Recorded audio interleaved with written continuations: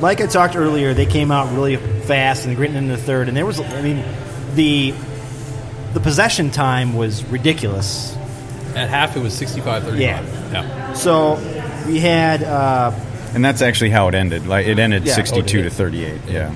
We had a penalty kick score due to Alonso's foul in the box. Yeah, I kind of joked that this was like the process of the catch type call because it was, and they even mentioned this on the broadcast, it was kind of, was it a foul? Was he in the process of getting in front and it just kind of happened? It was a tough one because it did happen. I agree it was a PK. I think it was certainly a foul. I mean, I don't know that you'd call it intentional, just how it happened. But it wasn't intentional. But it happened. Yeah, happened. He was clearly fouled. Yeah.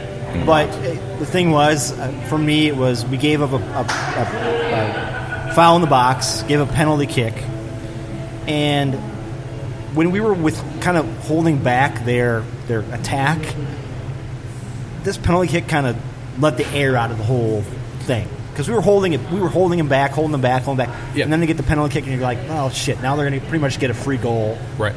And it's kind of just let everybody down a little bit. Yeah, and I think the one thing I remember thinking at the time is, they were down on the road against Vancouver earlier than this, and I said, well, they came back in that game. So when it first happened, even though it was kind of rough game possession wise, and I thought, well, maybe they're okay here.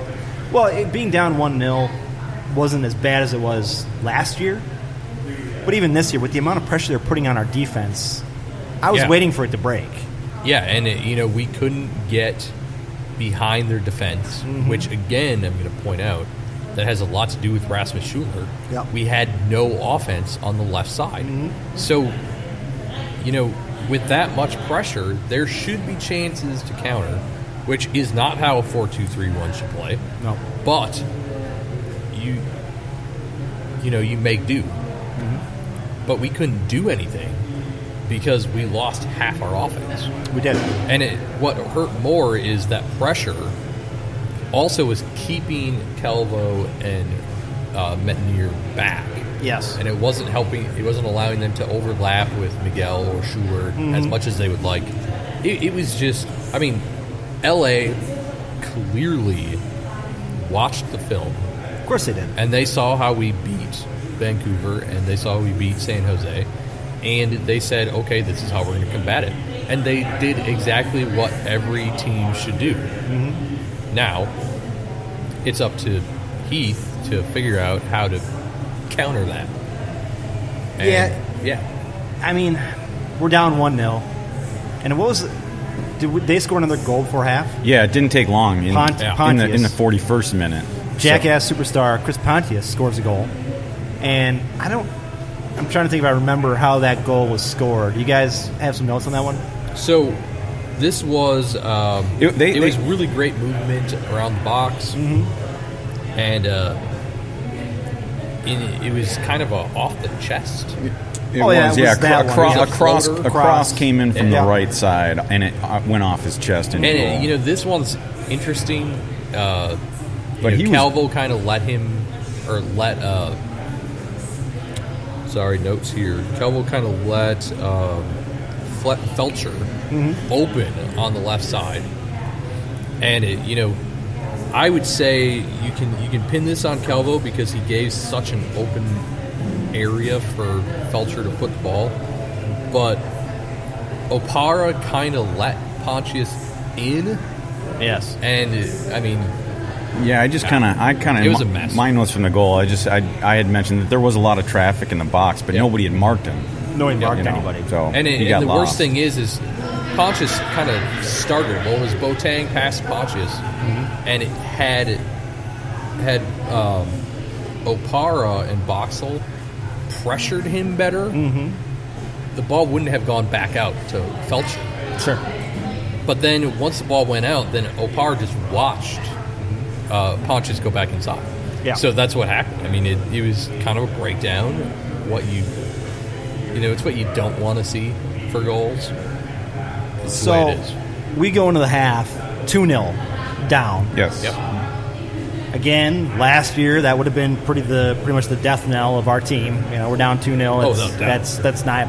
This year with new guys in the roster, we still got a shot, and we kind of proved that in the second half. Yeah. So, I mean, we Jan proved that there's another reason why we got it, and that's you mentioned this earlier. Yeah, and he had a really great strike from well outside the box. It's like a knuckle puck.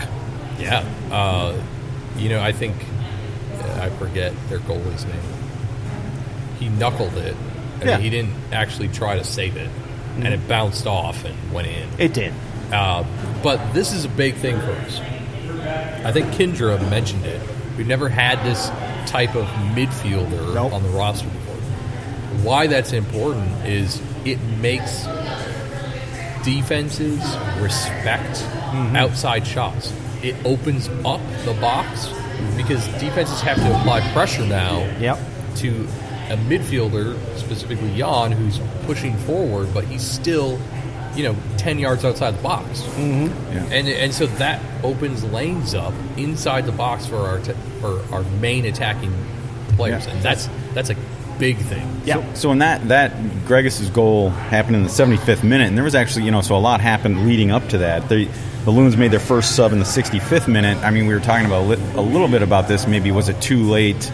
But that's when they brought in Finley for Schuler, and then that followed with Angelo Rodriguez coming in for Romario, and then in the 74th minute before that goal, Abu Dalmati actually came in to replace Miggy. And I think what Watson was doing there was he was just shaking everything up. Yeah. And saying, we need to shake everything up. We just need to get more guys. We get more people out. More attackers. More attackers need to go forward. Just go for it. And it, and it worked. It almost was successful. I mentioned, obviously, Atura ended up having the third goal. But honestly, I mentioned if we had 4 minutes, we had a chance. Yeah. And we actually had 2 chances in that 4 minutes. We did. And that's positive. We did have the next goal we had was Menari with a great pass into the box. Yep. Then Lottie had a great header. Yep.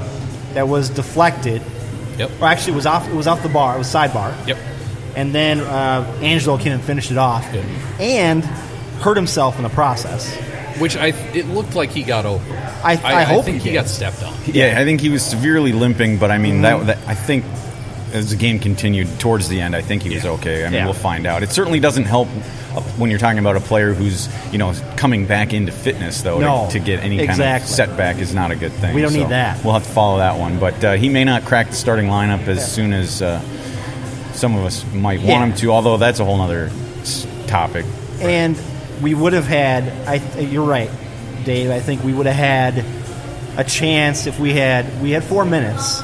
They did tack on another minute because of cramping issues. Quote unquote. Cramping, air quotes. Yes. Dr. Evil's air quotes. And it was hilarious. At the end of the game, did you see the end of the game? When the game was over, Manone was talking to the officials going, hey, you should have added more time on for that. Yeah. That was ridiculous. And they're like, well, whatever. And they didn't give us a minute. They actually only gave us 54 seconds. 54 seconds, yeah. So I do want to bring up Manone's name. I know we gave up 3 goals, but he had a fantastic game. He did it. They were on our defense. I don't blame him. Absolutely. And then one of them, of course, the first was the PK. Those are hard to save. But he made some great saves out of the box, and his hands, extending those hands in that one kick, he hit the full extension, grabbed it, didn't deflect it, just grabbed it. Yep. And then there was another one, I'm trying to think who it was, for the Quakes, came up in the kind of the corner of the box there, and he splayed himself out and just kind of pushed it away. He had a great game. I don't know if Bobby could have weathered the storm as much as Jeff Reuter pointed this out on Twitter this morning or last night. It might have been. I saw it this morning. Of how he's so good at retaining his saves. And I didn't read anything more than that tweet, so I don't know if he actually maybe went into depth about what that was. Sure. But, yeah, that's something that Bobby didn't do. Bobby swatted at it, or he'd punch it, and Minone actually retains his saves, which is huge. He's got big mitts, man. He's got huge hands, and it looks like he's wearing tar. I know. Yeah, that where he extended that one, where it came across the box and he extended, I was like, wow. I mean, holy it's shit. fantastic. That's great. That's a positive for us. It's a good thing, you know. So we came in this game with a lot of hype, a lot of we could win this game, and we come out going, maybe the national pundits were right. Yeah. Maybe we are good enough now to beat teams we should beat, right? But not the top tier teams. Right. And we, I mean, going into it, as they had 2 wins under their belt already, and I mean, just the absences like Ibrahimovic, that's a big deal. Since he came to the LA Galaxy, when he's off, when he's not playing, I think there was a combined. I think I had it written down here somewhere, but call it, since he started, without him in 1,000 minutes, they average 1 goal per game, or 1 goal per 90. When he's on the field, in a little under 2,400 minutes, they average 2.1 goals per 90, or goals per game. That's so it. he can make a significant difference. And then I think you brought this up on Twitter, Allison Drini. He's kind of been the thorn in the series against the Loons, because he's had 4 goals, 2 assists. So those 2 pieces out, you thought, well, here we go, we have a chance. So, in closing out this game, guys, what does this game say to you about the year so far? Well, I think we have to take what it says with a grain of salt. Or I should say, we have to take its result with a grain of salt. Sure. Being that, maybe they're a better team than us, but we were on the road. Yeah, we were. So, as Dave pointed out earlier, 8 teams had 2 or fewer road wins last year. Mm-hmm. That's a big stat, because it doesn't matter if you're playing really good teams or really bad teams. You're on the road. You're in an environment that you're not used to. The crowd, even the smallest of crowds, are still still with their home team. I mean, look, we lost to potentially a better team, but it's on the road. It's on the road. I don't take anything more from it than we had a 3-2 game on the road. It could have been last year. Would have been probably 4-1. Yeah, I don't know. I mean, so I think for me, it is what it is. We have 6 points in 3 games. I'm fine with that. Flip it to, if we were at home for this game, I think we win this game. I would agree with that. Because I think the home crowd gives us a stance.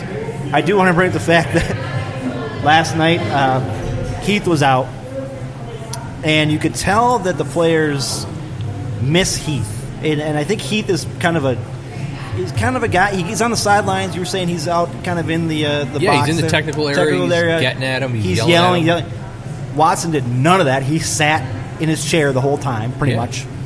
And I kind of made the comment. I said, can we get one of those little medical machines with the doctor that they have? Can we get Heath on like the little iPad and put him out there in the box there and have him yelling at the guys? I mean, because I think that's what they needed last night. It's interesting, because then they interviewed him before the game started, and his simple answer was, well, the game plan isn't changing. Well, it's not. Their practices, nothing changed in how they were going to attack the LA Galaxy, and the plan was going to be the same. So I kind of felt like he felt like his job was going to be easy. No, well, we're still using Heath's plan. Yeah, no. I'm just there, pulling the strings. But the problem, that's the problem, though. Yeah, the issue with being in your seat and not being out in the technical area, I think I brought this up on our text. It was, when you're having an issue, there's tons of pressure. You're getting pushed back. If your manager is out yelling stuff at you, trying to push you forward, trying to change up how it's working, you might actually change it. Yeah, maybe. But if you're just sitting in your seat, it's not going to matter. It's hanging back. Yeah, and so for me, and I think this opinion may ruffle some feathers because there are a lot of anti-Heath people. There are. Yeah. I think this game really showed that these players like Adrian Heath being there. A lot of people don't like how he manages. He's a little blunt. He's a little he says some stuff in public that probably should be kept private. But it's still